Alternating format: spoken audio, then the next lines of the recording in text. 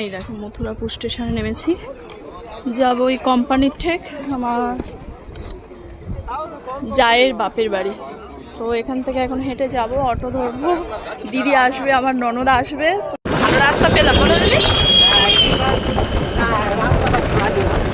এতক্ষণ পুরো গাড়ি সারাক্ষণ ড্যান্স করতে করতে আসা। এই হচ্ছে দিদিদের বাড়ি, বাড়িতে লোক না থাকে। চলো। বছর বয়স আর 3 বছর হলে 100 বছর। তোরা পার্কে বয়স মরে গেল।